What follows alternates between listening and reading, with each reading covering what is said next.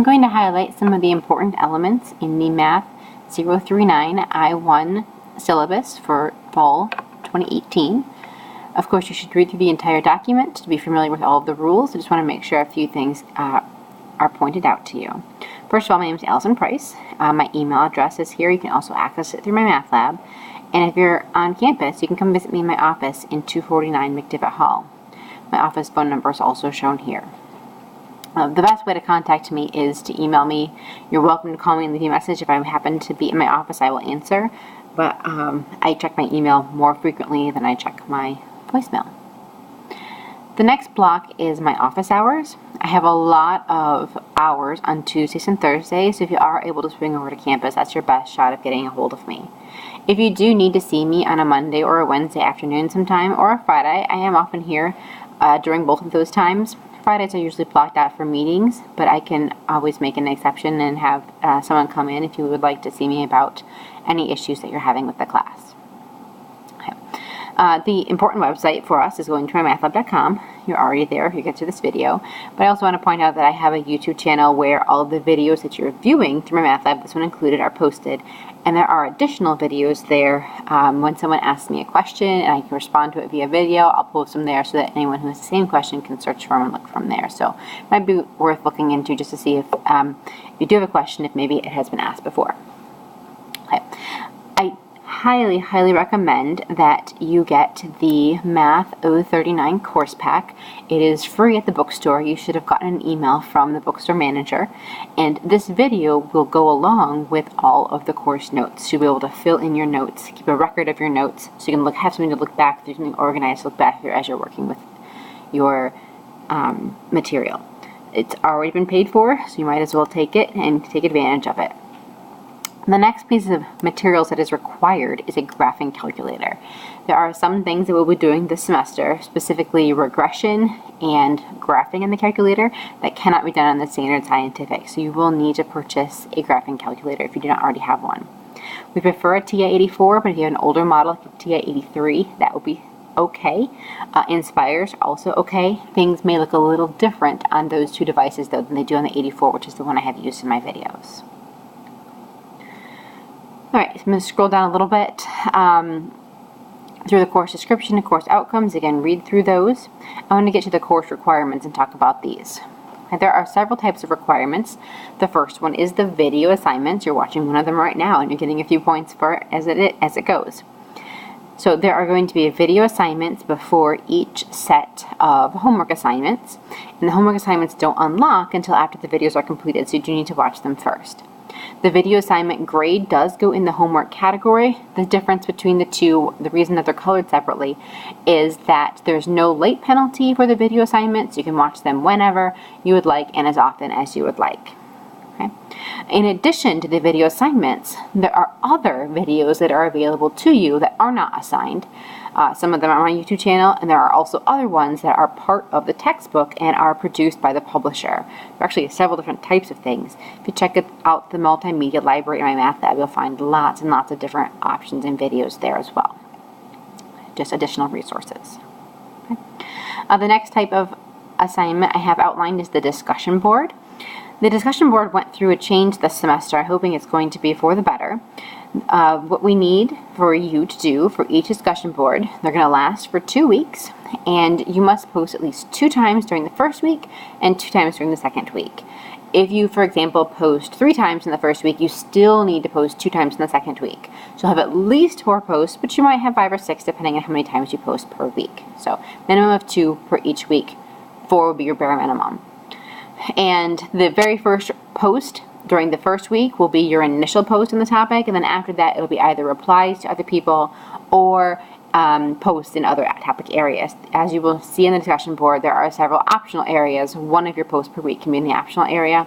The rest need to be replies or the original post in your topic area. If you have any questions about that, let me know. I hope it is outlined well in the discussion board, but please do let me know if it is not clear. All right. The next couple of areas, the homework, the quizzes, and the tests are all done in my math lab, and there's a scaffold level to these right here. So the homeworks can be done an unlimited number of times per question, per assignment. So there are homework questions on every single section. Actually, most sections are broken down into 2 or 3 parts. You'll have part A, part B, and part C. And you can do each question as many times as you want until you get the correct answer or until you want to move on to the next question. Okay. Homeworks do have a late penalty of 10% for any questions that are submitted past the due date. But that means that you can, say, do half of the assignment before the due date and then finish it up after and only get penalized in the second half. So that's good to know. Okay. After the homework, we've got quizzes and tests. The quizzes and tests are each on a 3 homework section basis. So, for example, sections 1.1, 1.2, and 1.3 will be covered with the first quiz and the first test. Quizzes and tests are very, very similar. The difference between them is that you have an unlimited number of chances to do the quiz. Now, it's not question by question, so you do have to do the entire assignment, get your score, and then you can choose to redo it if you'd like. You must get at least a score of 70% on the quiz in order to unlock the chapter test. The goal here is to practice. If there's something that you didn't understand in the quiz, maybe go back to the homework, try the quiz again, perfect it before you take the test. The test is worth more in your gradebook, and it also has only 3 chances. So if you don't do well on your first test, even if you pass the quiz, you may want to go back, redo the quiz, try through those questions again, work up to a better score again before taking your last attempt on the test, last 2 attempts on the test.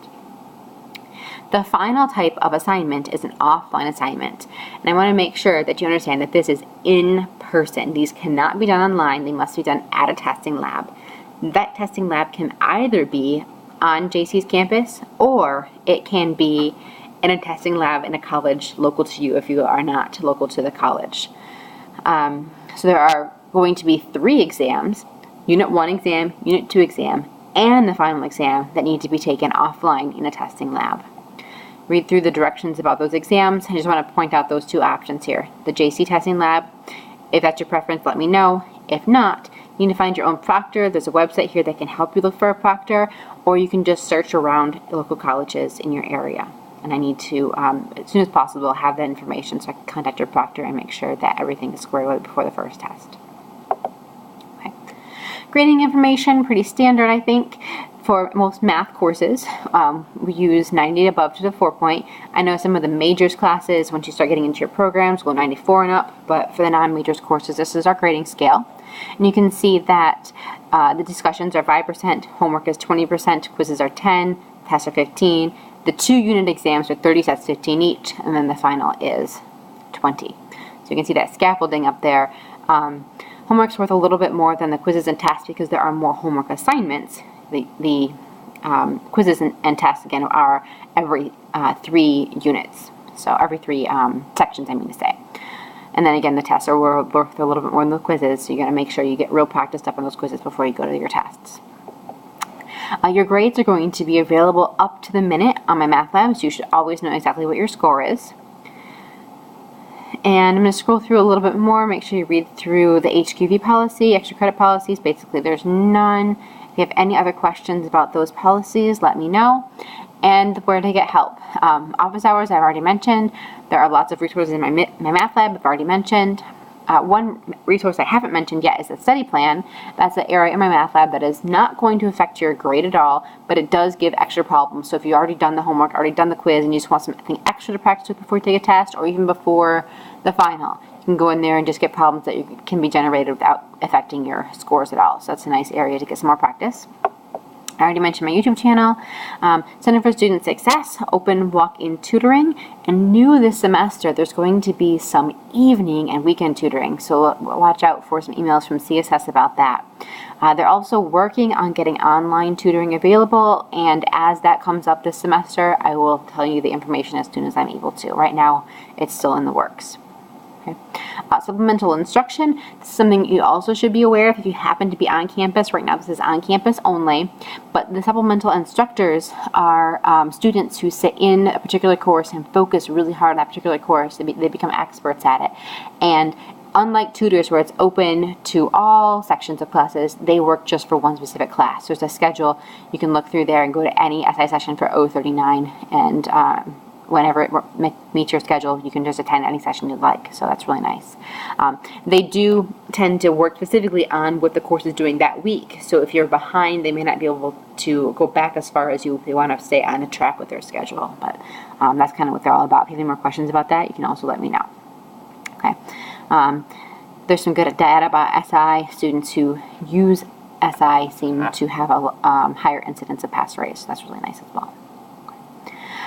The last option for help, get a study group. I've had some students before who have called each other or emailed each other, and even a few who've met on Central Campus just to work together, so that can also be very helpful. Please don't do personal contact information to the discussion boards, but there is an email feature that you can use, and you can exchange email via that, so if you need to. Okay. In these more important comments, I do want to point out that this is a 4-credit class in a 15-week semester, so it is expected that you will spend 16 hours a week on this class alone. And it really does take that much time. So that 16 hours should break up about 4 hours between the videos and taking notes, reviewing your notes, about 8 hours a week working on your assignments, whether it's homework or quizzes or tests, and about 4 hours studying and reviewing your notes, preparing for the next week, and making sure that you remember what you've done before. So that's how that should break down. You really are going to be spending a lot of time on this class to be successful. Okay. I made a change this semester, so I'm going to change this right now. It should already be live in your document. Due dates are going to be Tuesdays at 1:59 Eastern Standard Time. The reason I've chosen Tuesdays instead of Mondays this semester is I found that questions that come out over the weekend I don't often get a chance to respond to until Monday, and that gives you that extra day, Monday and Tuesday, to be able to fix any mistakes or things that you had questions about, get those assignments submitted on time. So we're going to use a Tuesday deadline this semester. Hope that works for everybody.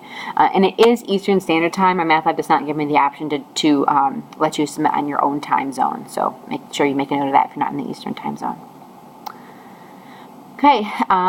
If you don't participate in the course for 2 weeks, you may be dropped, so you've been warned. That should be pretty standard as well. You need to be active in the course, continuously working on assignments to be able to stay in it. Okay. If anything does happen, extenuating circumstances or whatnot, please contact me as soon as possible, or if you have any family members that you want to give my phone number to, they can contact me if something happens, if you are expecting a child or something like that, so that I will make sure I know not to drop you.